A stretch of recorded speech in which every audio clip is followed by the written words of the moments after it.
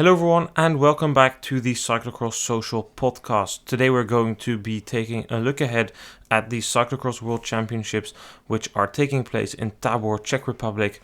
On the other side of the microphone, as always, is Issam. Thank you for being here. Yes, thank you for having me. Before we dive into the podcast, we have a sponsor on today's podcast. This podcast is brought to you by lastig.cc. We have a 15% discount code. The code is CXSocial15 and you get 15% off their latest apparel clothing line. Go to their website to do that or go to our Instagram and participate in our giveaway to have a chance of winning a full Lastig apparel outfit. Tabor, an iconic track. This is the fourth time the World Championships are going to be held here. We all remember a couple of legendary races here. Prevot taking the Triple Crown, Lask almost getting the world title in front of his home crowd, but de Klerk throwing his bike out wide. The first world title of Mathieu van der Poel coming seemingly out of nowhere. Stybar taking a world title in front of his home crowd. A couple of legendary races have taken place here. A couple of stats there are going to be a total of 312 riders participating, which is an all-time high. They are coming from 26 countries, which is not an all-time high. There's 4 continents represented here. Technically 5, but the US classifies it as 4 zones. North and South America are represented. Asia is represented by Japan. Oceania is represented by Australia. And Europe fields multiple countries. South America, by the way, is represented by Costa Rica and Chile, for what it's worth. Let's start by taking a look ahead at the men elite race. Issam, defending title there is Mathieu van der Poel. He defends his title. He's won every single race he started this season except Benidorm. Is there anybody that can stop him? Technically not. I think that if the race plays out as it would normally do, then I think there is no one that is capable of beating him. And I think that if last weekend was a weekend where he didn't have the greatest of legs, then the fact that he is probably trying to have his best legs in Tabor, I think it's going to be very difficult for the others to beat him there. And that's all we can say about it, I would say. I think, you need a lot of circumstances that would, hamper him from having a clean race. And only then it could be possible. But I think that if you're very honest, there is no one at the moment that can beat Van der Poel one-on-one, and even with team tactics in a race, I think that the only one that can beat Van der Poel is himself, to be honest. I agree with you. As much as I would like to hype up this race and claim it's going to be super exciting and super close, I have no reason to believe Mathieu van der Poel won't take a 6th world title there. It would be kind of fitting. He took his first there and maybe his last. He's talking that maybe he wants to take a sabbatical from cross or something like that. We'll see what comes from that after Worlds. But yeah, just the way that we look at it is in the Christmas period, he had a couple of dominant performances like Baal. In Baal, he swept the floor with the opposition. That was a beating. It was rough. It was brutal. In the recent races we've had, Benidorm and then Hamme and Hogerheide, he was not as dominant. But apart from Benidorm, he still took the win in Hamme, and in Hogerheide, relatively comfortable. It's not like anybody pushed him to the limit. In Hogerheide, once he placed that acceleration, he still dropped Thibaut Nys. I think Van der Poel is going to become world champion. I think he's going to attack relatively early in the race and not take as much risk by sitting back. Course is looking to be relatively dry and fast. There should be a bit of rain on Thursday. After that, the weather should be good.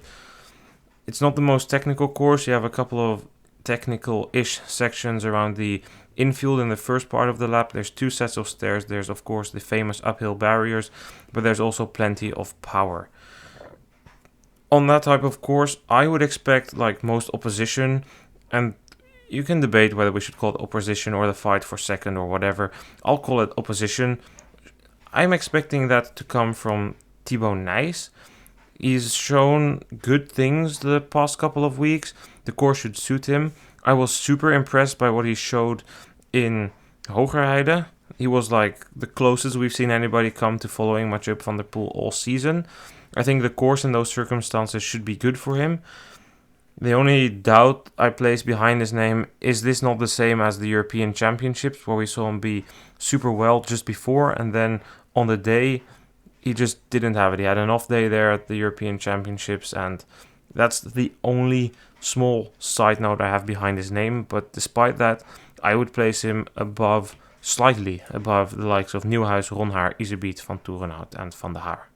Yeah, I think I can agree with that. It's, it also will depend on how the race will play out. I think that if you have a race where Van der Poel is able to get away, and it's very clearly after lap 2 that is going to be a race for second, then I think for sure that it's going to be a little bit different, a bit more tactical, and then who knows what type of battle we will see then at that point. Then it's going to be interesting because we have seen that Van Toerenhout in Hamme was very good. In Hoogerheide wasn't really able to show his form, but I feel that he is definitely very strong. And Nys is probably not going to chase Van Toerenhout, and if he is going to do that, that's not going to be a very good look. So it is going to be quite interesting, I would say, how the dynamic will play out and how that battle for second will be. But I feel that there are several guys that can play a role for second and third, as you've said already, and I think that is definitely how I would see it play out as well. Probably Van der Poel trying it in the first lap already to break away, which could also be something that wouldn't work out because just how fast the course could be at that point. With that scenario, it could be a completely different race, a bit similar to what we have seen in Hoogerheide, that other riders really go for it and have the feeling that they have a chance, and then probably the smartest will finish on the podium and not the strongest in a way. So that is going to be interesting, how that will play out. But I agree. I think the names that you mentioned definitely are the ones that could go for a podium, and it's going to be interesting. I hope that it's going to be a little tactical, because that always causes for some drama in a way as well. I think you're right there. It's not going to be like a walkover. That's also not what I wanted to indicate, that Nys would easily take second. The riders there are super evenly matched. I mean, take out Van der Poel of the equation and we would have like one of the most wide open world championships in forever. I mean, of course it doesn't work like that, because in the years of Albert and Nys, sometimes if you took them out of the equation, you would have the same. It's just a super close scrap for second. In Belgium, they are worried. Let me just give you one of the articles which was posted today after the flop in Hoogerheide, how the bondscoach is working on a master plan for the World Championships. And the leader is, dark clouds are packing together above the World Championship cyclocross.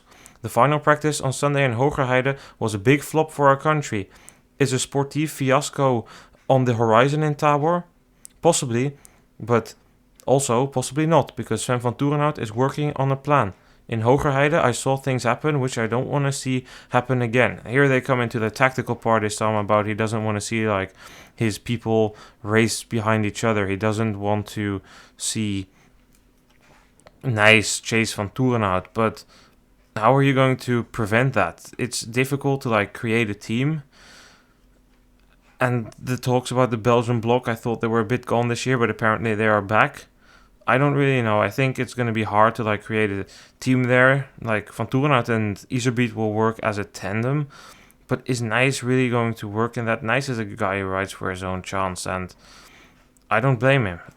I think there will be a couple of interesting battles there. You said you'd expect it to be close, but like, who do you see? Who do you see like being the main contenders out of that big pack for second place? Are you on the Michael Van Toerenhout train? I know he's hyped quite a lot now for second place after a couple of good results. Or are you on the Iserbiet train? What's your thought?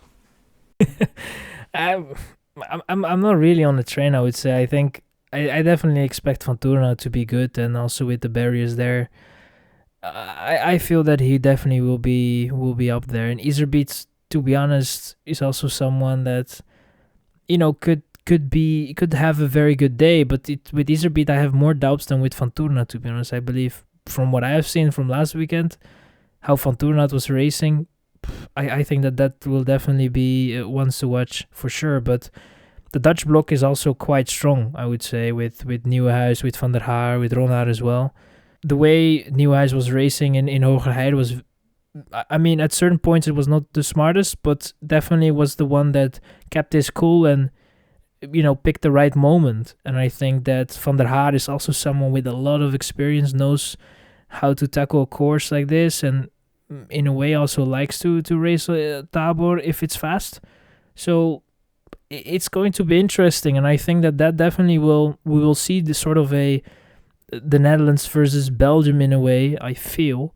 And hopefully that will take kind of away this whole block versus block in a way, and it will just be racing, one chasing the other, and everybody tries to to go for the best places, and not one guy attacks and then four Belgian guys will not follow and leave a gap, and then there is one from the Netherlands that has to chase. And I think that will definitely, I hope that doesn't happen. It has the possibilities, but I don't really feel that will happen.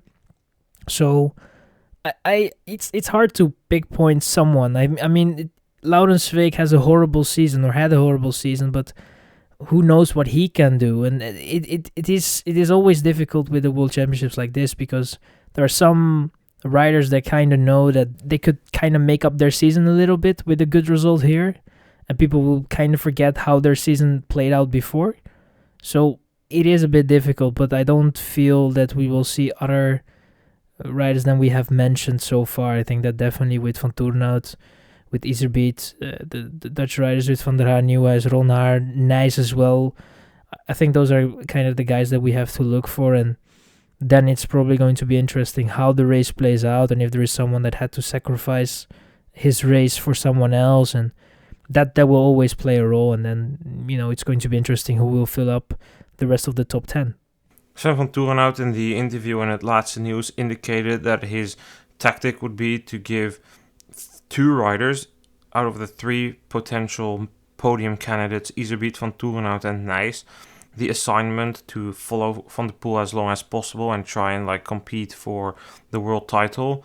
But one of those riders would need to stay behind more, with Nieuwhuis, Ronhaar and Van der Haar, the other Dutch guys, to try and be behind the hand, be the final card that they can pull in the final stages of the race if they need somebody to end on the podium. I've already said it, I think Nijs at the moment is making the stronger impressions. I have my doubts if his form peak is at the right time. About Van Toerenhout, I also doubt his form peak is going to be at the exact right time. He's done it a few times before, but I'm wondering if he's going to hit that super compensation now, or that in the past 2 weeks he was just fresher because he didn't go to Spain, and I lean towards the latter. I'm expecting we're going to see a good Ronhaar, a good Iserbeet and a good Nijs. Nieuwenhuis, I'm struggling to really untangle that race of him in Hogerheide. He was good, but it was on and off. Nieuwenhuis, if he races with his head a little more, can do well there, but it's not the best course for him. I also didn't really see how he got away in the final lap. We didn't see that on the broadcast. I expect some sort of team tactic was played there for him to end second, but nevertheless, Nieuwenhuis will feature, but on this course, it's just so close, and so many things will depend on how things go there. But I mean, if I would have to order them, I would order them Van der Poel, then Nijs, Ronhaar, Iserbeet, then slightly behind Nieuwenhuis, Van Toerenhout, and maybe slightly behind that Van der Haar as well. We haven't mentioned him much, but he's not really been in form the last few races. Last week in Hogerheide collapsed in the final lap as well, and Halmheid wasn't great, and Benidorm it wasn't great, Nationals wasn't great, Zonhoven wasn't great. Ever since that training camp when he came back for Namur and Herentals, since Flamanville, it's just not been great for Van der Haar, and I'm not really that optimistic he will turn it around. So I would place him a bit lower than that. Then Issam, a final question on the men elite. Unless you have one name that you still want to mention to be in contention for the podium. Personally, I don't have one. But lower top 10 places, we've not mentioned Zweek, okay. But how many nations do you think we'll find in the top 10? Are we going to have 2, 3, 4, 5 countries in the top 10? What are your expectations? Difficult. I mean, I hope 4. I think 4 would be somewhat realistic, and then I'm kind of counting on a Vanturini top 10. which then you already have 3, and then maybe a Orts in the top 10 as well, or a Ruek who has been going all right. It's going to be difficult, or maybe a Cameron Mason that can find somewhat of his form that he had back and get himself within the top 10. But I think that 4 nations would be somewhat realistic, and it also kind of depends on the riders in the front, from both Netherlands and Belgium, like how their races went. Because if their races went flawless without any issues, then it is definitely going to be difficult to have more than 4 countries in it. If there are some mishaps and unfortunate things happening to those guys, then it's definitely possible to have 5 nations in the top 10. But I would more go for 4 in a way. Yeah, I agree with you. I'm in line there. I'm like, on paper, I would probably come to like 3 nations, because simply Van der Poel plus the 6 podium contenders brings you to 7 riders. And then we still have the likes of Van der Putte, Van der Bos, Zweek for those final positions. I would, after this season, not count on Zweek ending in the top 10. It would be a modest surprise if he ends like higher than 9th to me. But yeah, Van Turini there seems to be the front runner. He was super, super good in Hoogrijden. He came from pretty far down. Then you named the other guys. I would like to add Boros to that list. Conwa is all right on fast courses, but I don't see him end in the top 10. It's more that like I'm counting on like something to happen to one of the top 7 guys. Like somebody's either going to have a horrible day, or somebody is going to have a mechanical issue or break a BOA or something. And then like a rider like Orts or Ruek or Boros, who you might rank 11, 12 and 13, move up into the top 10. But it's not going to be super thick in terms of nations in the top 10. At the same time, it's also not going to be a 1, 2, 3, 4, 5, 6, 7 for Belgium like they did in Koksijde 2012. So yeah, let's go to some predictions, Issam. What do you think? Is the Belgian panic justified? Is this going to be the first time since 1997 in Munich that there's no Belgian rider on the podium of the Men Elite race? It would be funny.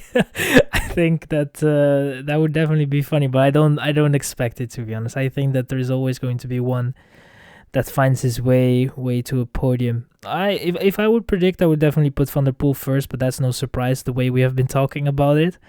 Then probably second, I lean towards Joris Nieuwhuis. I think that he can, with his head, use it very well, and then the legs are somewhat there, and in the last lap he definitely can find his moment in a way. So I feel that Nieuwhuis can ride his way to second, and then I would have never thought that I would say it 3 weeks ago, even 2 weeks ago, but I will say Van Toornout third. I believe that he can just somehow get himself in a very good position with the barriers as well, and then just, gets himself into a third spot. So I would say Van der Poel, Nieuwhuis and Van Toornout. Okay, I'm going to go with something slightly different then. From the 49 Men Elite, I'm going to go with a win for, no surprise, Mathieu van der Poel. I'll put Thibaut Nys in second place, counting on that he delivers just like he did last year at Worlds. And then third place is going to be for Pim Ronhaar, 2 youngsters on the podium. Then, Issam, we go to the Women Elite race. The defending champion there is Fem van Empel. She had a very dominant season. She started out by winning a ton of races. Then she crashed on a training camp. It meant that her season went a bit downwards over the Christmas period. She struggled to win in Herentals, but she did. In Gavre, she lost. Then she had a bad day in Hulst. She lost her confidence. But then after Hulst, she's on a 5-race win streak again. She won Baal, Koksijde, Benidorm, Hamme and Hogerheide. Are we in for a second consecutive title for Fem van Empel? Or will any of Pieterse, Alvarado, Brandt, Vash or Casasola potentially spoil that party for her?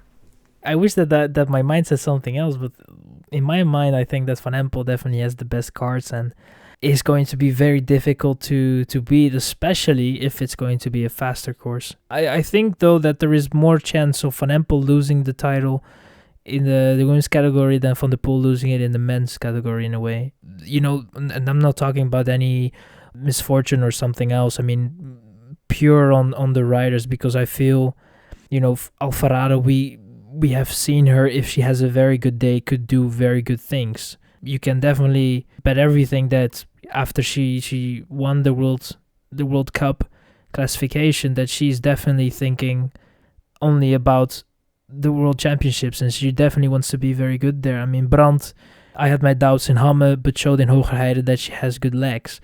Not enough at the moment to beat Van Empel, but you never know how her day will play out in Tabor. And with Pietersen, we have seen that kind of off day, but had her reasons for it. So this can actually turn out to be one of the better races of the weekend. Definitely one of the races where we could see a battle for the rainbow stripes, but something tells me that Van Empel is just going to take it, and also, I wouldn't say quite easily, but it will be very clear that Van Empel will take it. So I'm a bit puzzled, but I still feel that Van Empel has the best papers and is definitely going to be the one that is going to be the main favorite entering this race. Van Empel is the main favorite, but it's closer than the men's race, as you say. I think Pietersen, okay, she's been sick. I think it's going to be hard for her to win because of that. It looks like her form isn't there at the moment then because of it. I don't know how she'll recover from it. But for Pietersen, there's a game plan. I can see like a feasible strategy for her to win the race in Tabor. For Pietersen to win, she needs to get into the barriers first every single lap. Every single lap, she needs to open a 5-second gap there on Van Empel, who's going to probably be running them. And then Van Empel will need to work every single lap to close that. And Van Empel in that situation would not be allowed to be bailed out by any of the other riders. That's the way for Pietersen to put pressure on Van Empel. Last year we came into the World Championships with Van Empel having a similar season. Had a win streak, then had a period where Pietersen was slightly better, then crashed in Val di Sol, and then rebounded from Baal onwards. Pietersen at Worlds was not there like with her mind. She had a bad start, like a horrible start, then needed to fight a lot to come back, then crashed. That was not the Pietersen we're used to seeing in normal races. Pietersen has a bit of issues with championships, although I'm not saying it's a massive issue like Sven Nys has had. For the others, it's a tricky situation. Like at the moment, I'm looking at Brandt. She really showed that she was strong in Hogerheide, and she tried a couple of longer attacks there. Brandt has been in a situation like this against a Jumbo rider before, and that was ahead of Fayetteville Worlds in 2022. Brandt, the entire season on fast courses, was simply outsprinted by Vos, and there was no way for her to drop Vos. Like, Brandt tried everything there, but couldn't do it, and just was without a chance in the sprint. And for Brandt, to me, the situation here looks similar, Issam, because in Tabor, where do you see Brandt is going to drop Van Empel? I saw Brandt take like a very high level of risk through a couple of corners, which opened her a couple of lengths. She also crashed because of that. But in the final lap, that longer attack by Brandt just didn't do anything for Van Empel. And here in Tabor, like, where are you going to place like a long attack? Like, this course is made for Van Empel apart from the barriers. There's the uphills where she can accelerate. There's these seated accelerations after the stairs. It's like perfect for Van Empel. And it will be very hard for Brandt, even though she potentially could be like 1 or 2% stronger, to get rid of Van Empel. In Fayetteville, all eyes were also on Van Empel, though, in the women's U23 race. And there she didn't have a good day. She was on the back foot and got dropped by Pietersen van Anrooy. She also had some mechanical issues there and then lost the title being the top favorite. So I guess I'm kind of going towards this as a perfect course for Van Empel to take her second title as long as Pietersen isn't like on top of her game. And they'll need to like count on an off day or a slightly worse day of Van Empel. If Van Empel is at her best, like her peak as well, it's going to be super difficult for the others to get rid of her, because where are you going to do it? Do you see an option for them to drop Van Empel somewhere as long as she doesn't have a mechanical or doesn't crash? That's going to be difficult. I think that's, as you pointed out, Pietersen is probably the one that has the key to put Van Empel really under pressure by something significant with the barriers. I think that if something like that would happen, and Peterson was able to put Van Empel under pressure every single lap, you might end up with a situation where, Van Empel is not going to be very happy, and they might look to each other a little bit too long, and that could give an opportunity to both Alvarado, Brandt, if they're up there, and especially with Brandt, if you give her a couple of seconds, then going to be a little bit more difficult to then get her back, because if she gets a gap, she's going for it. She's not going to lay back. She will give it her all, and her all is definitely going to be difficult to get back, especially if you give her more than just a couple of seconds. So if it becomes a tactical game and Peterson is quite good and is able to put Van Empel under pressure with the barriers, then there is that possibility where they will look too much to each other, and either Brandt or Alvarado can really make use of it and try to attack and put the others under pressure. That is kind of the scenario that I feel, if Van Empel doesn't win, how it should play out. Because if they are just going to be racing and it's just going to be fast laps in a way, you're not going to drop Van Empel if she has a good day.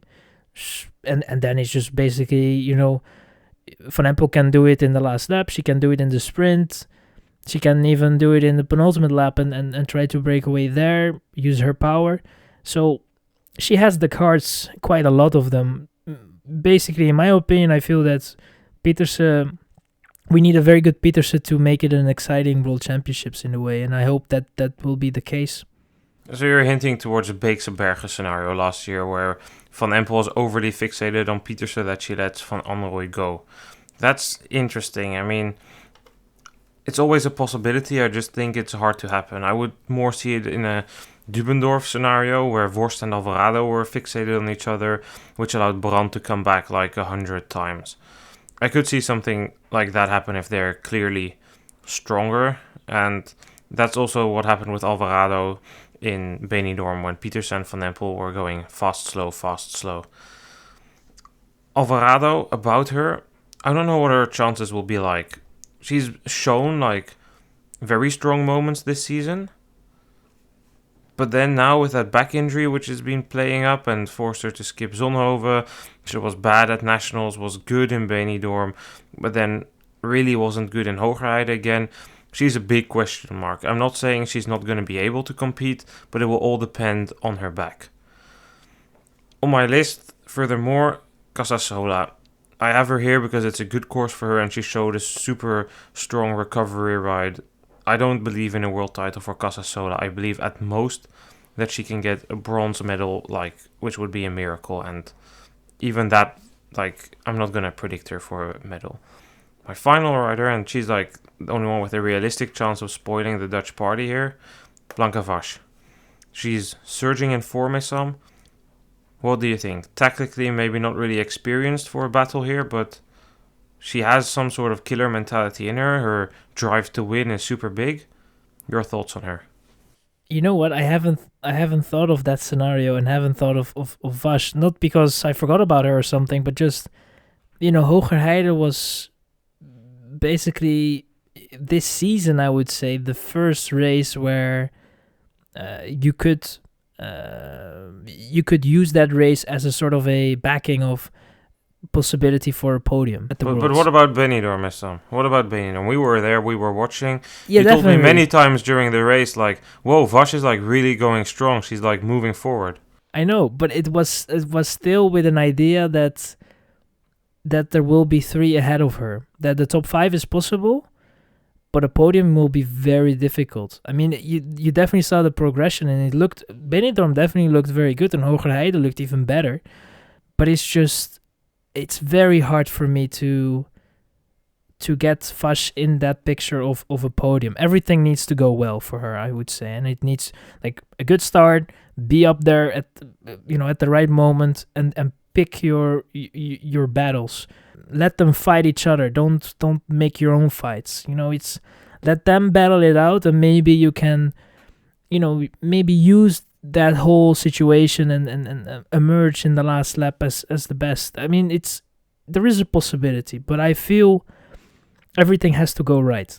But definitely, it's a very good shout, and as you have stated, definitely the one that could spoil the party in a way, could get herself on the podium. And if on a very good day and things do not go right for the Dutch riders, there is everything is kind of possible. But again, everything needs to go that way, I feel. So for me, there needs to be a lot of things that have to happen in the race for Vash to have a chance on the podium, or we need to have an Alvarado that is not well, and also Brandt not really reaching her best level, and then things are possible and it can change in a way. But if that doesn't happen, I feel that Vash is going to have difficulties to get on the podium. But it's definitely possible, and I would love to see it.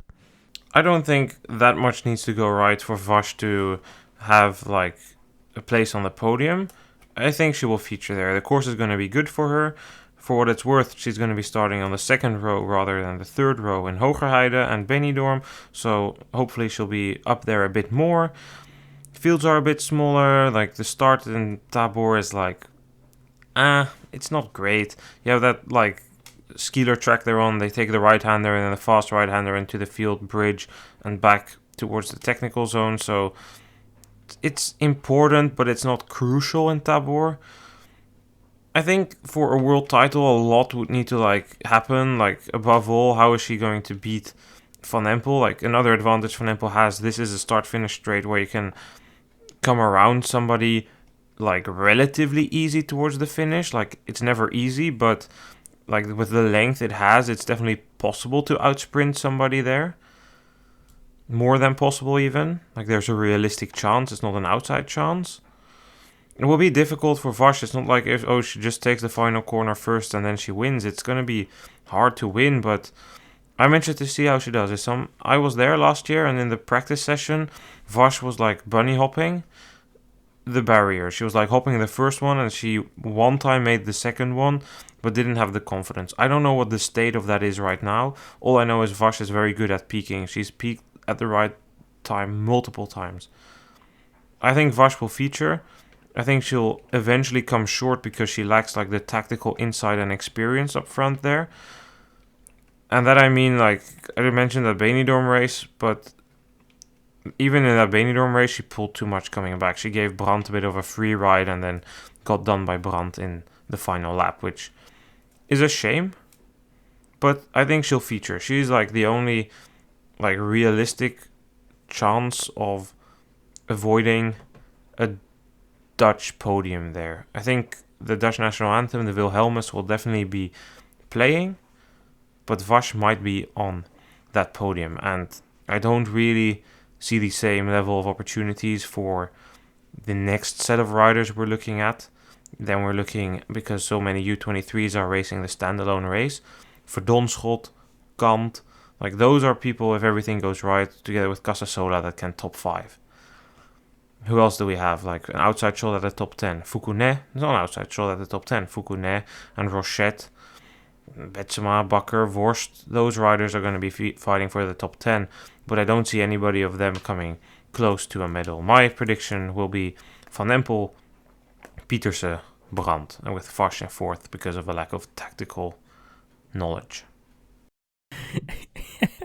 Well, at least you had to put Vash at third, because I had the same podium in mind. Because for me, it's hard to put Alvarado on the podium because just of what I have seen. But I then might lean towards definitely Van Empel winning. Pieterse second and Alvarado third. I will switch Brandt with Alvarado then. A couple of riders who could feature for podium places in the elite race are racing the U23 race.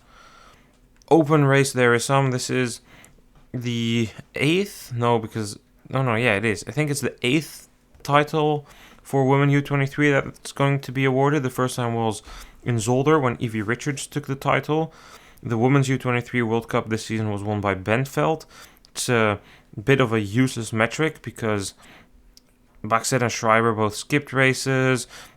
The way the points are awarded are very weird for U23s because they are in the elite point scale and it's just 1 point per place. But if you race in a couple of low visited and attended races, you can gain a lot more points.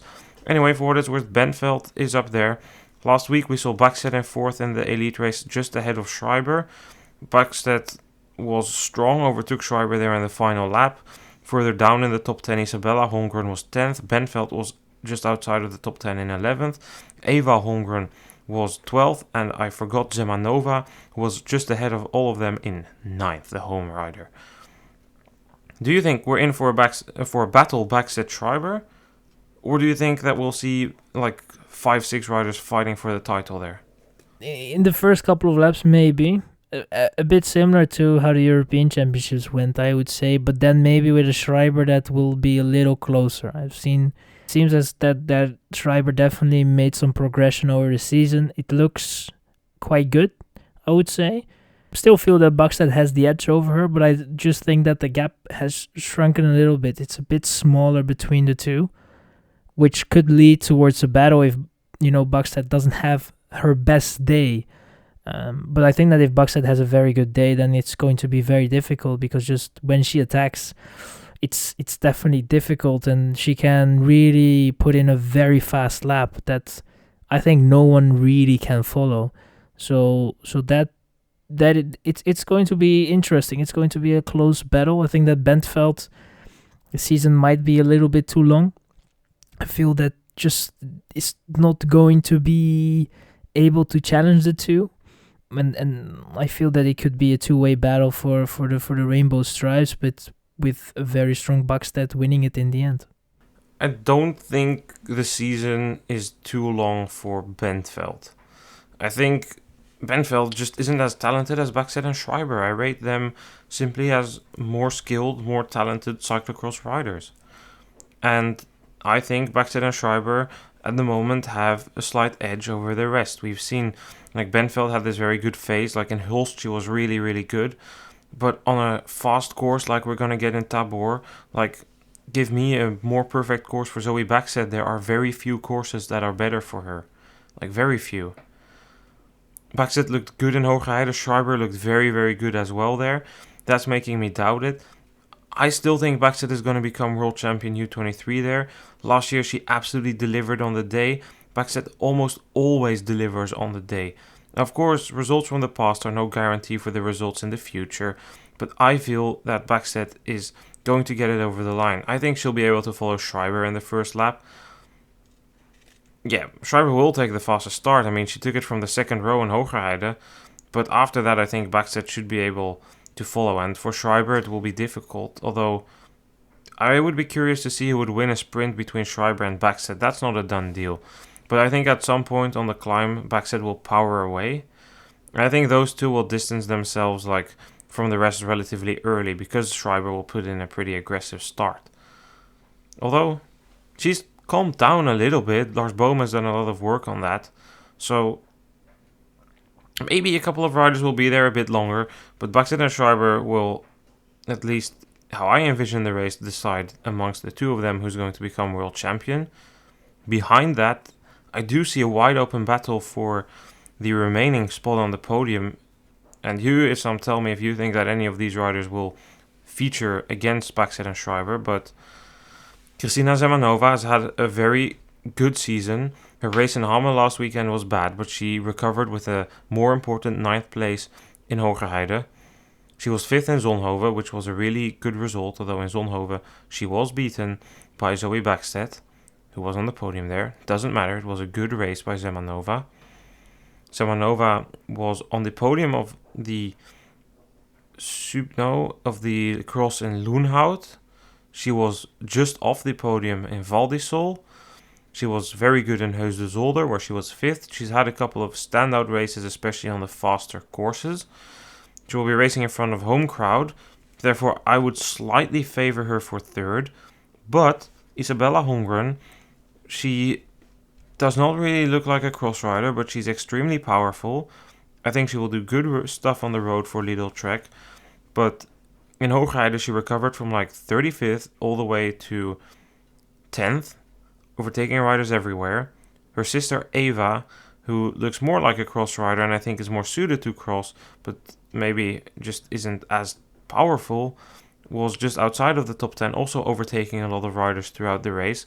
whereas Bentveld was just dropping throughout the race. It should be interesting. Zemanova, I would favor her slightly over the Holmgrens and Bentveld. I would place them behind Backstedt and Schreiber, as I said, but what do you think?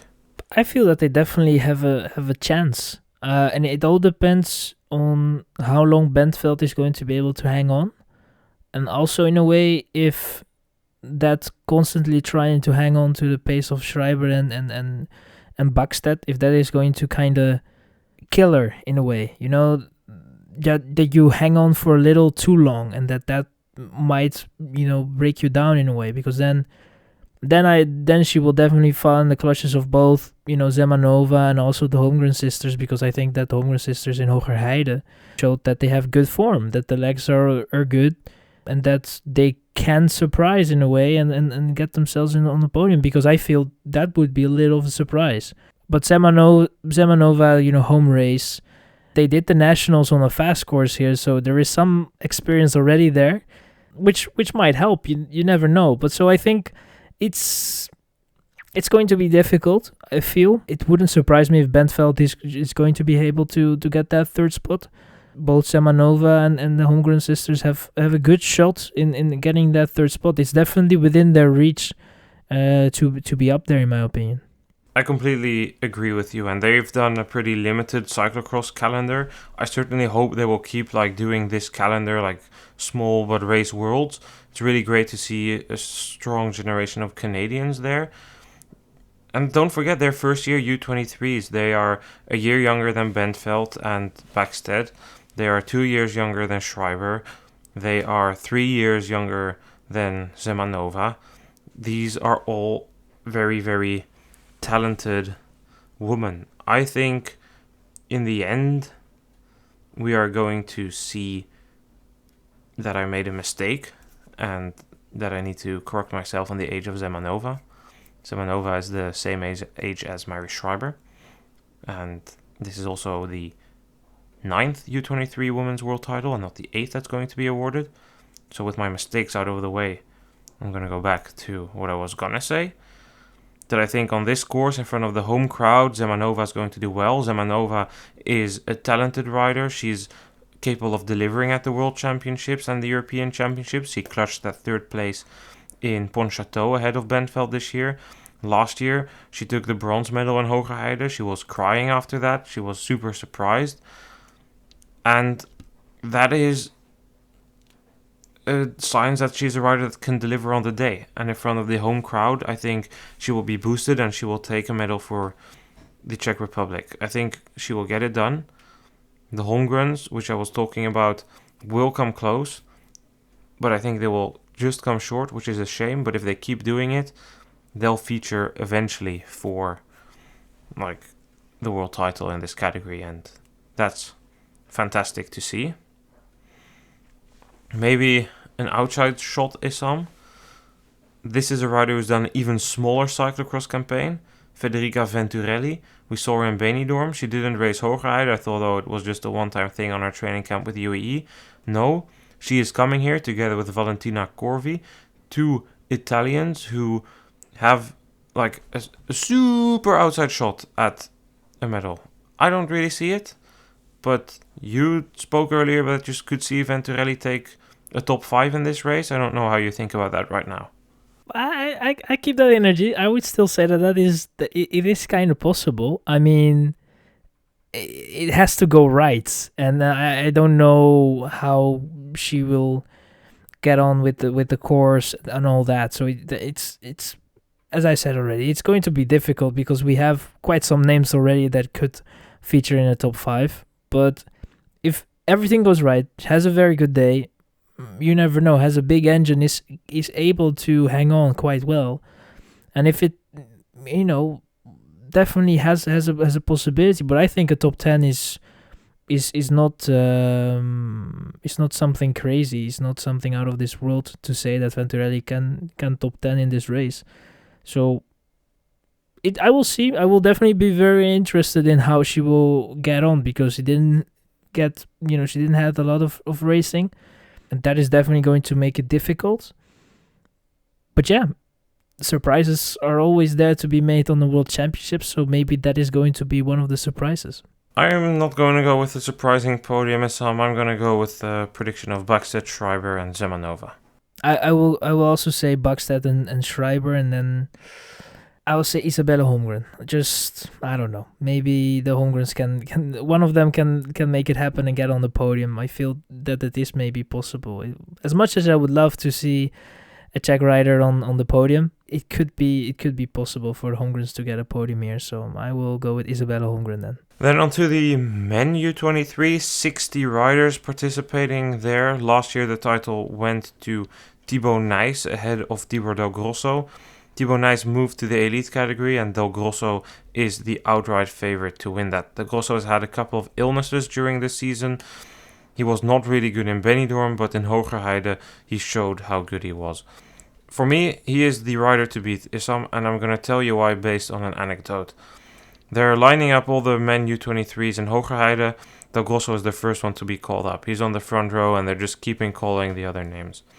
Then all of a sudden Laura Molengraaf barges her way into the soigneur box where she's not supposed to be. Del Grosso asks somebody to hold his bike, gets out in front of the row where the soigneurs are and the photographers, makes his way to the box, gives Molengraaf a kiss, gets back to his bike, calmly stands there whilst they're still calling up riders. Then he gets off his bike again. This is 4 minutes before the start. Somebody holds his bike again and he goes to the porta potty there. He's in there. The commissar is 3 minutes. And there's no Del Grosso. And they're looking. Del Grosso, in all calmness, walks out of the porta potty. When the 2-minute warning is given, he gets onto the front row, takes off his shorts and his jacket, gives it to his soigneur. Race is underway. Fastest start. Strohmeyer is in his wheel for 1 lap, but 1 lap only. He's solo in the second lap, and he cruises towards victory. If you're that cool, Issam, ice cold, I don't really know how anything is going to prevent you from becoming world champion as long as you don't have a mechanical issue. Why he has to be cool, because there are quite some Belgian riders that want to take that spot. So that is definitely going to be it's going to be a challenge. But he's a character. He's really he's not really faced that quickly, I would say.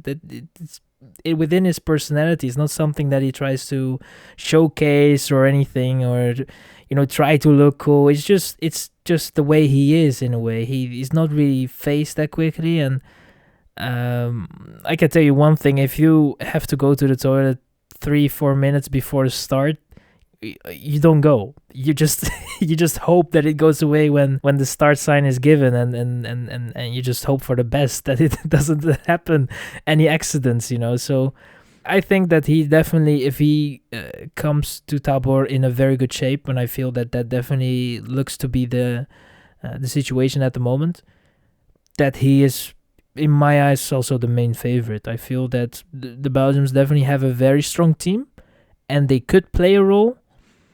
But it's going to be difficult to beat this man, because he looked very good, and he has also multiple ways of winning a race. But the Belgian riders, they're also very strong. I don't know how strong the Belgian riders are. I mean, I guess you're just referring to Michels and Verstringen? Yeah, mainly. Okay, now then I agree with you. Michels and Verstringen will be the main opponents, but a team who will be strong in the width will be France. But I'll come to France in a bit. I agree that Verstringen and Michels will try what they can, and Verstringen took the win in Benidorm. In Benidorm, I don't think Del Grosso made many mistakes. He just wasn't great, which is possible. I don't think he'll have that issue at Worlds. Verstringen had some circumstances which made him withdraw from the race in Hogerheide. He had issues with his bike and a broken shoe, but above all, the main tendency of his story was, I did a hard training camp before and I felt too tired. He never got in the race. That's where it started. He never was in the front positions. He will do what he can, and I think he has a good chance at ending second. But Michels, I don't know. Why? The reason is France.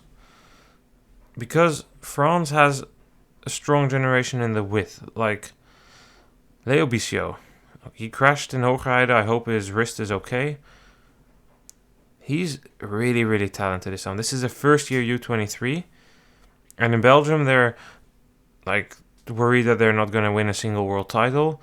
And like in the youth categories, they're like, oh, but Corsus and all these other guys, they need like time to adapt into the transition. And I agree. Like, it's okay for Jordi Corsus to be like 13th in Hogerheide, and it's okay for him to be struggling with actually making that full transfer. But BCO doesn't have any of these issues. BCO is extremely talented. I would say the kid, but he's not a kid. The man is third as a first year U23 in Namur. He is sixth in Antwerp. At the European Championships, he faded. But in Benidorm, he was fifth. Like, he is super strong. And that's not just him. Like, Rémi Lelandais, super dangerous rider on a course like this. He excels on fast courses. He rides for the Arkea development team now. On these fast courses, he is so good. In Troyes, he was second. In Dublin, he was fourth. At the European Championships, he was third. In Hogerheide, he was second. Like, Lelandais is a serious threat. He is a final year U23. The age is definitely on his side. But on a fast course like this, Lelandais will be a serious threat to Verstringen and Michels for second place. And I wouldn't be surprised if France places like one rider on the podium. Remember that European Championships? It was without Del Grosso, France, Belgium, France, Belgium, France, Belgium, France, Belgium. Like, that was the top 10. The France has a strong generation, and I think we will see a couple of those riders like fight for the podium. I think for Beaumenel, the form isn't there, the course isn't there. Lelandais, as I said, is dangerous. BCO, if he's fit, should definitely be in the top 10. And I don't really see it for a podium for Gros Lambert, but Lelandais will feature, and I think he will podium. Whew. It's possible. It's possible. I mean, I don't know. You know, with BCO, I saw him in Benidorm. Definitely gave very strong signs there. But then again, how did the crash affect him in a way? It's going to be interesting. It will be difficult for them to get a podium there. They definitely have the talent, but it's just, I feel that even with Verstringen having that horrible race at Hogerheide, I feel that if he has a good day, is definitely above them in a way, as also was shown in Benidorm despite the training. So I feel that still that, you will have 2, maybe 3 places already gone for the podium, and then it will be behind them where the battle will be for the French to try and get a top 5. I don't really believe that much in a podium, but it is within the possibilities, and the French always have something at the World Championships. For some reason, they always find something, especially in the younger category. So it wouldn't be a huge surprise if they get a podium, but it's going to be difficult. A couple of outsiders for a good result would be Denny van Lierop, Dutch rider, Andrew Strohmeyer, American rider. For Strohmeyer, this is the perfect course. He's super good on fast courses like this. He can definitely compete for a top 5 if the conditions are dry. Last year he had a very good outing in Tabor on a dry course in the World Cup. Wout Huijs is another outsider. He is not really that he doesn't have the final percentage that he needs to be well, or at least fighting for the medal. Would be an outsider for a podium. Further down, Ian Eckert was super strong in Hogerheide, rode a good recovery race, fast second half. Would be a surprise, but it was also a surprise how strong he was in Fayetteville Junior Men World, so that's another name to keep in mind. I'll let you go first this time, Issam. What's your podium prediction? I will go with De Grosse winning, Verstringen second.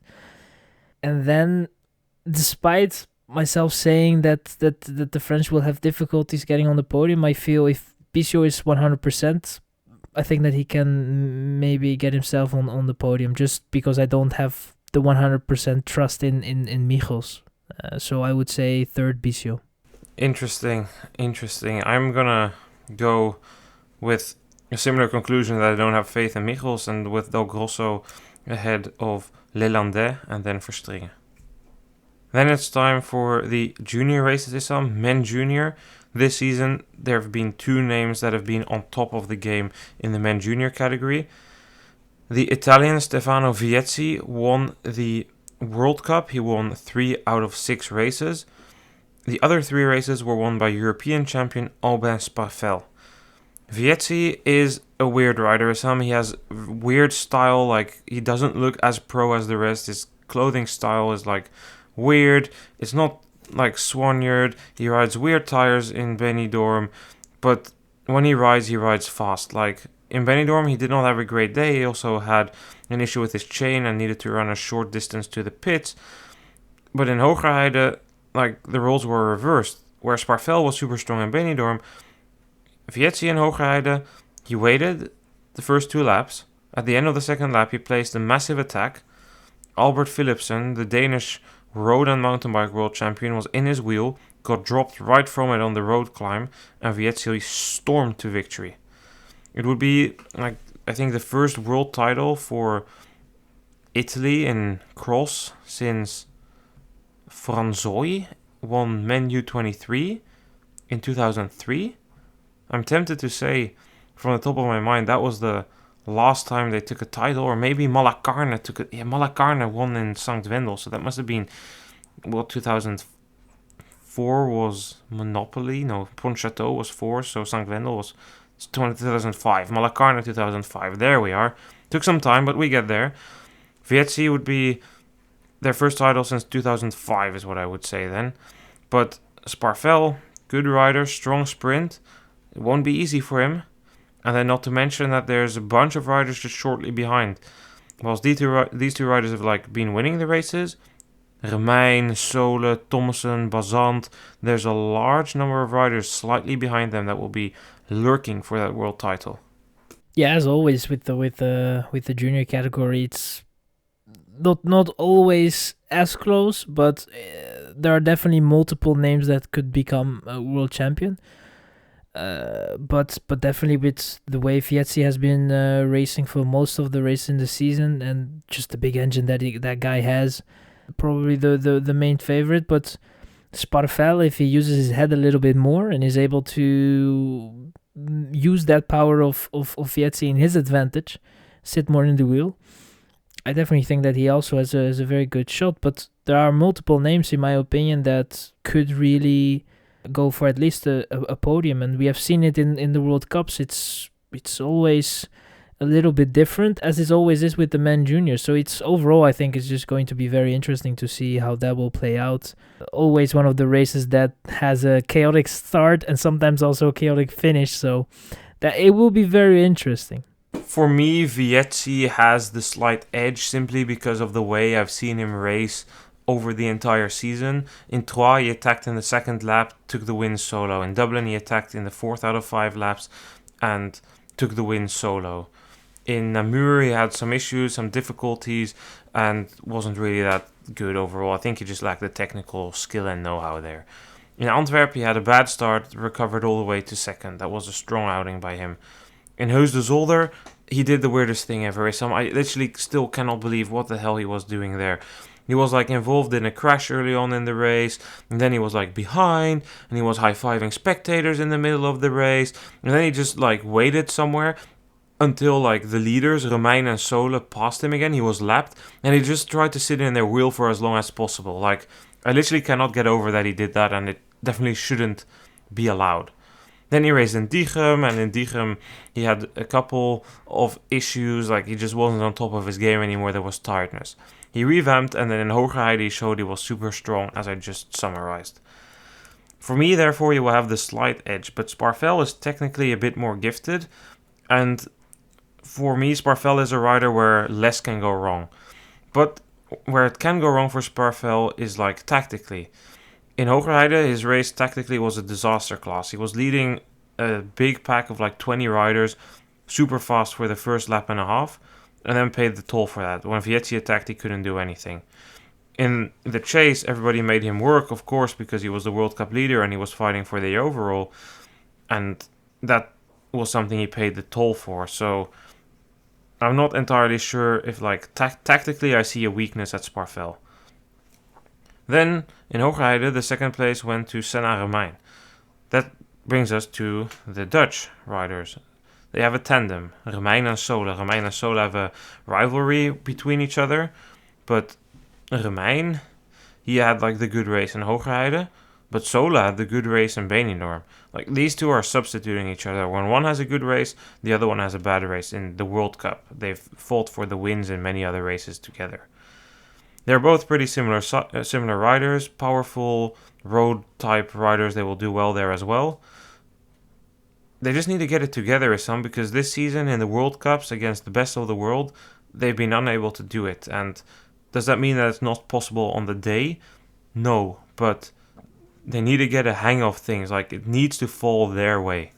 You can correct me on this, but I feel that this is definitely the category where the winner, in my opinion, despite the fact that Fietzi definitely has the best papers, this could go different ways, I would say. And you just have to watch one of these races, because always with the juniors, it's just, I mean, sometimes they do things that I question, quite questionable and very aggressive in a way also. And it's sometimes it can go very wrong, and it can go either way, and it's very hard as well to keep your head cool and be strategically perfect. And I think that is also, I think the rider that doesn't really get himself carried away in the beginning of the race but positions him well is definitely the one that will have the best papers for the rainbow stripes, and also for a podium potentially.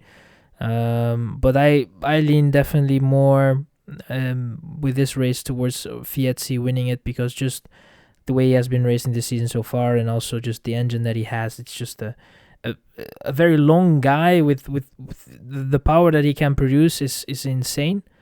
So yeah, I feel that he definitely is, for me, the favorite to win it, but it can go different ways for sure.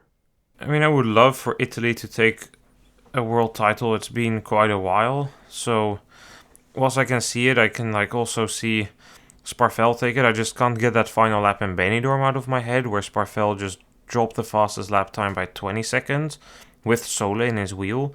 And that's what I mean with Sola and Romein. Like, they are capable of doing it, but every time they do something insane, there's somebody else who does something just slightly more insane.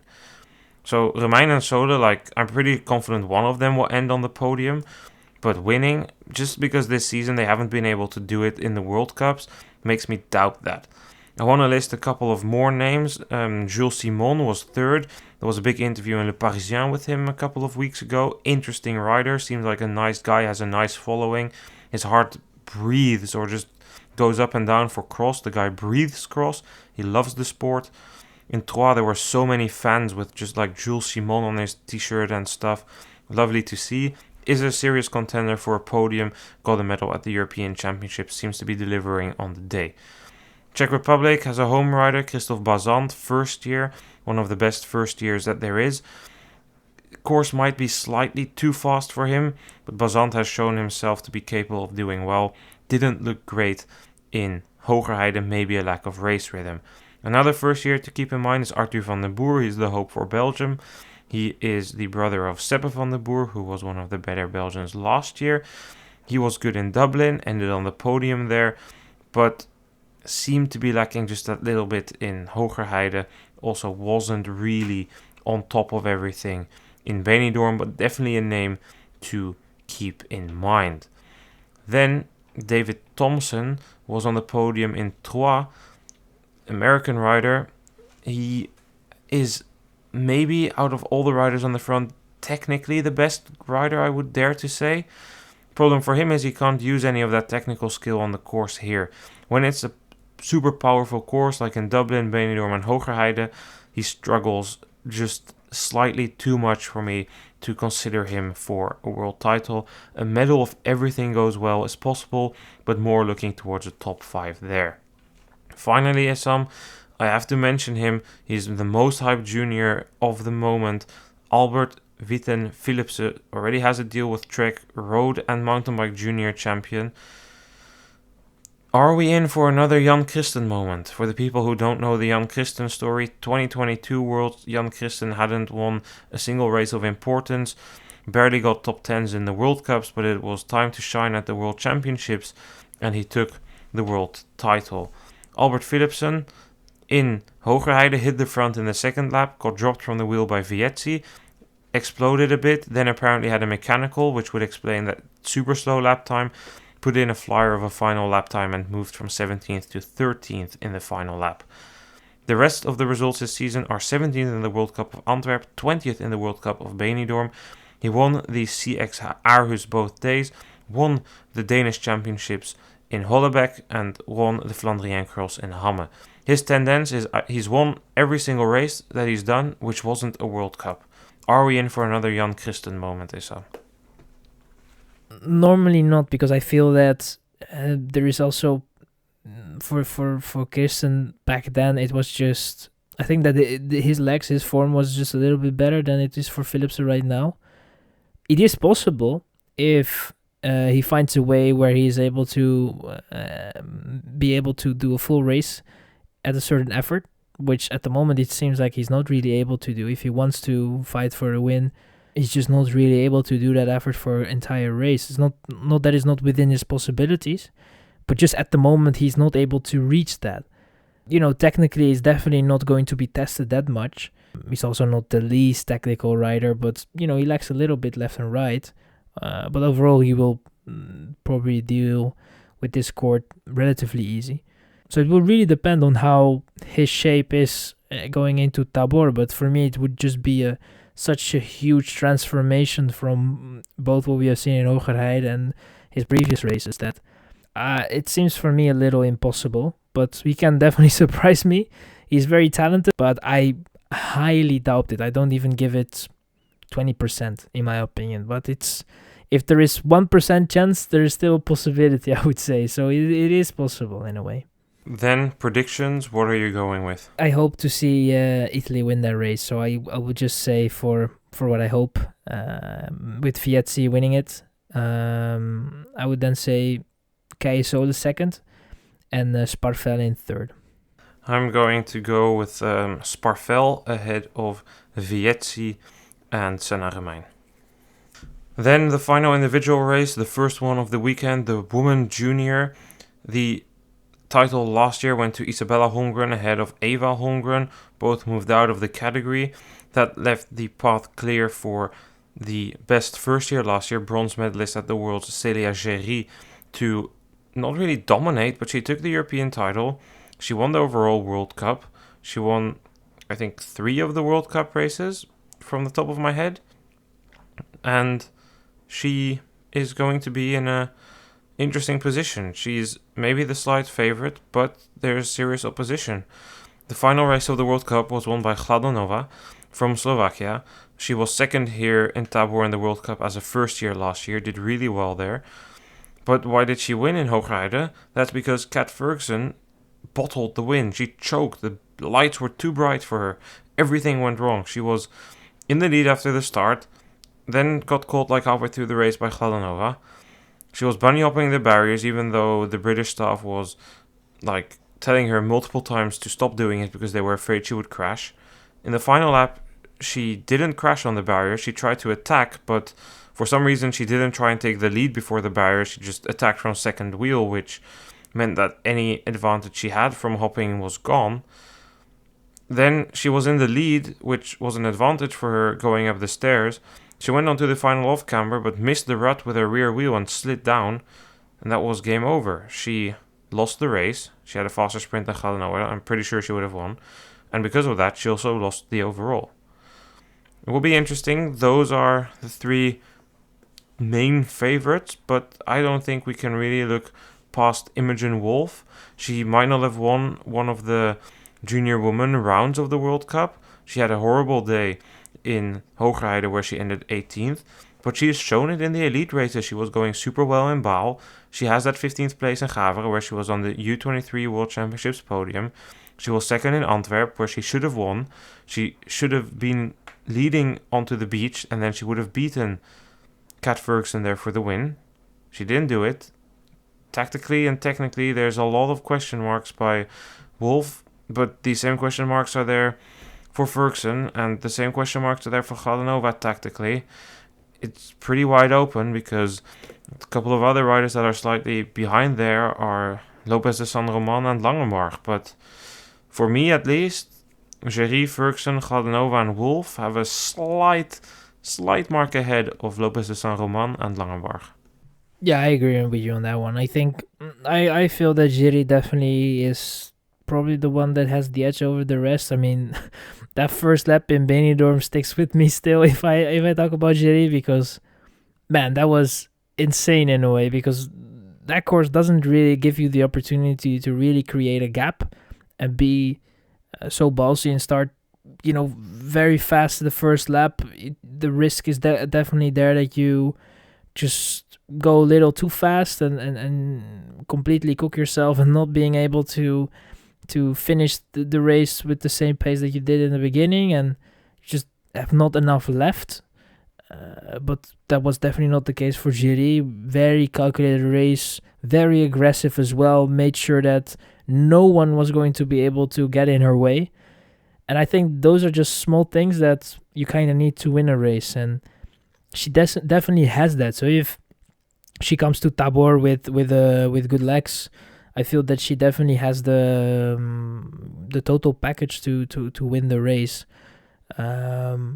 But she definitely will have Gladenova behind her, who I feel like almost not every race, but was always kind of there. And if she, just has a very good day, can definitely be someone that can fight it off for the podium. And the two Brits have just this small kind of skill issue with the technique. It's not something that will hamper them so much, but that last corner in Hogerheide is normally not a corner where you crash. To be honest, I don't think there is anyone in the entirety of that weekend or that Sunday that crashed in the last corner other than Ferguson. So well, I need to stop you there. I did see a couple of other crashes there further in the background, and like the situation there was super like common to, like, you remember when the World Cup 2019-2020, like the off camber there was a lot more aggressive and a lot less rutted, and Alvarado crashed there, but that was like different type of off camber. Like Neff and Prevot also crashed there. Then it was like extreme. Now it's like pretty easy. So I agree that it's like literally what she had to do is like just do what she did every lap, and then it went wrong. Normally you should not make that mistake there, especially if everything went well the first couple of laps, So to do it on the last lap, it's who is going to guarantee us that in Tabor it's something similar will happen there? I mean, there is even less of a risk there to crash, I would say, especially if it's going to be a little faster, but you could still do it somewhere. And the same. It's a pattern. It's a pattern which we've seen multiple times. I mean, the shouldering, the way Ferguson shoulders her bike is weird. The way she suitcases her bike in Benidorm in front of her is also weird. I would advise her against bunny hopping in Tabor. Only do it if you're confident you're going to make it every time, and not have your staff panicking on the side telling you not to do it. It's great to see so many junior women bunny hopping, but at Worlds, if you're not confident you're not going to crash and you're not that much faster, it's not worth the risk. And the same goes for Wolf, that pattern, which you say, because Wolf crashed 2 times in Hulst, which cost her the win there. And Hulst is a technical course, and she was under serious pressure, which caused her to make these mistakes. But even on the faster courses, like what we saw with Ferguson in Antwerp, where it also just didn't look great technically in the sand sections. And as long as it's not straightforward and power, you see that especially these 2 British girls start making mistakes. It's not smooth. You can't build a house on that foundation. Yeah, definitely. And to win a world title, everything kind of has to go right. And if you just end up in a certain situation where you make a crucial mistake, it could be over. So just that factor really plays a role there, and it's going to be that could hamper them in a way. But if they have a flawless race, they definitely have the power and the legs to be up there at the front and fight it out for victory even. Both Ferguson and also Wolf. I think with Wolf there is just a little more factors that have to go right in a way, and as you kind of pointed out already, there's a lot of races where it could have been better, but it didn't really turn out that way. So that is going to be interesting as well. But I mean, it's going to be a great race, as many of these races will be. To be honest, it's going to be it's going to be a great World Championships in overall, and this one definitely will also be very interesting to see who is going to take the rainbow stripes home. Yeah, and despite like the technicalities of Wolf and Ferguson having issues, like Tabor is a course where you can get away with that. So we'll see how that pans out for both of them. I'm definitely seeing them featuring at the front of the race, but I would favor Géry. As you said, that first lap in Benidorm was super good. Over the season, Géry has been better.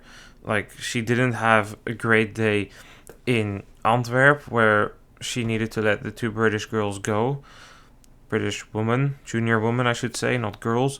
In Troyes, interestingly enough, that's probably the most, like, apart from Namur, the most technical course they did. And there, Géry didn't really show it, even though technically she was way better than Ferguson. But Ferguson just put in like an insane amount of power and a very, very good final lap to overtake Gladonova. Gladonova is like probably the best of both worlds. She has like a bunch of technical skills and a bunch of power, but isn't like the best in either of them. And it's going to be about being smooth and not making the mistakes. And that's where I see Gladonova do well, but also because of that, I don't see her take the win. I think she's going to take a silver medal, which is still going to be a great result for Slovakia, but I don't think she will win. Probably Géry, Ferguson and Gladonova will be the three top favorites, and then behind that we find Wolf, Lopez, de Saint-Roman and Langenbarg. Raphael Carrier needs to be mentioned there. Carrier is a very powerful rider, can move through the field well. Problem for her is her start. Another problem for her is that just her bunny hopping skills are actually pretty good, but technically it's not good. Bunny hopping was really good. Her speed was high in Hogerheide on the barriers. But yeah, I would place them in like Géry, Ferguson, Gladonova slightly ahead of Wolf, Lopez de Saint-Roman, Langenbarg and Carrier. Langenbarg is very good on fast courses, was very well on Hogerheide. Not sure she'll be able to replicate that next week. Lopez de Saint-Roman, if this would have been like a technical course, I think she would be featuring for the world title. Her ride in Hulst was very, very mature, very good. We already discussed Wolf and Carrier, but I think ultimately my podium is going to be Géry, Gladonova, Ferguson. I agree with you. I don't see it going other way, to be honest. I feel that could be definitely a realistic podium for the women junior category, and yeah, it's going to be interesting, and I hope that race is just going to be a close one where they will bet it out till the later phase of the race. Then, Issam, to conclude, short couple of words on the mixed relay. 10 countries participating, same amount as last year. That's good. However, no Netherlands. Your thoughts on that? I mean, it's the federation made that decision, which is an appalling decision in my opinion. I think that it is to feel that you're above this whole event. I think most of the countries that are participating in it have also the riders for it, but there are definitely some that are not going to be as competitive but are still participating, and I feel that the Netherlands has a duty and an obligation to help the UCI in this regard with this discipline and the relay to participate and try to make the sport more interesting, because that is the effort that we are trying to do with this relay, make it more interesting, but also try to get more countries involved and eventually help the sport make that step towards internationalization and be a more mondial sport in a way. So I feel that the Netherlands is just really failed, in my opinion, to not participate in it, and it looks really bad in my opinion, and it doesn't help the discipline whatsoever. So yeah, it's disappointing, really. I think it's a pathetic decision behind the lame excuse. Like, for sport technical reasons, we want everybody to be as fit as possible for the woman or for their elite or their whatever race they're doing. Like, come on, surely you can feel the team. I'm 100% sure if you're sending like 35 or 34 athletes, how many they're sending, you can easily feel the team of 6 riders who are willing to do it. I think it's more like judging by the trend of like the comments of the national team coach Gerben Knecht last year, where he said it's like inflation of the worth of a world title. He just doesn't like the event, and there's a bunch of other people who don't like the event. I think it's pathetic. Like every single serious sport has a mixed or has a relay event. Like avoid mixed has a relay event. And every sport that has a relay event is per definition an individual sport. Like the argument, oh, this is an individual sport, like team has no aspect in there, is nonsense. Athletics, individual sport. We have a ton of different relays there. Mixed relay, 400 meters, 100 meters, relays. Short track. Their most important number there is the relay, the mixed relay even. All individual sports, like I can name like all the sports now, but I won't do that, and I won't continue this round forever. Relay has a perfect place in cyclocross. We can tweak the format maybe, like we can debate, is 6 the perfect to go for? Is that the perfect time? Is it on the perfect day? Like all very valid reasons to talk about and to think about how we can perfect it in the future. But for me, the relay has a clear place at the Cyclocross World Championships. And for a big country as the Netherlands to not take their responsibility, even though they can do it, that's just sad. Nevertheless, I think it opens a perspective for an interesting race.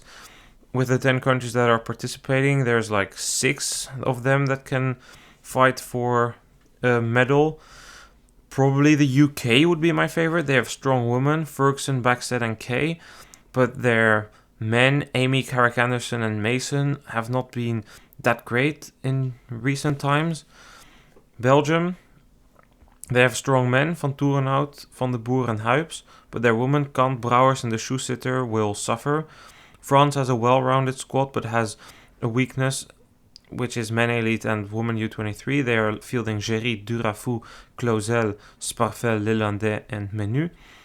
Italy has a couple of strong riders, but is also like lacking on a few positions. But they have Ferri, Corvi, Casasola, Viezzi, Agostinaccio and Fontana. USA, they have a couple of strong positions as well. Thompson, Strohmeyer, Funston, Lopez de San Roman, Zerner and Honsinger is their team. Then Canada has Carrier, Holmgren, McMullen, Ackert and Clark. And then, well, I should mention the Czech Republic, Gottwaldova, Zemanova, Noskova, Bazant, Jindig and Stibar. That's not strong enough for Czech Republic to feature for a medal. But if you're the Netherlands and you see that Poland is able to field the team, Slovakia fields a team, Austria fields a team, you should be ashamed of yourself that you don't have a team here because you would be fighting for the medals. I think the UK will be slight top favorite, but it will be interesting. A lot will depend on the strategy. Belgium is going to be like featuring as always, but probably like for bronze. France will be up there, and the USA can also be up there, although I would slightly favor France, Belgium and Great Britain for the podium. It's difficult with this one, but I would say Great Britain wins it with Belgium in second and then the USA in third. Interesting, Issam, interesting. Well, thank you for your time. Long preview, all 7 races previewed. We're going to head to Tabor tomorrow, so yeah, thank you. Yes, thank you for having me, and I see you in how long? Probably 6, 7 hours, 8 hours, I don't know. No, a bit more. You'll see me in like 9-10 hours. Very well. We'll be back this weekend. Podcasts coming out Saturday evening and Sunday evening for the races, recapping all of them. All racing is live. You can find links to the live streams on our website, cyclocross.social. Thanks for listening. Leave us an email or a comment somewhere. See you guys soon. Goodbye.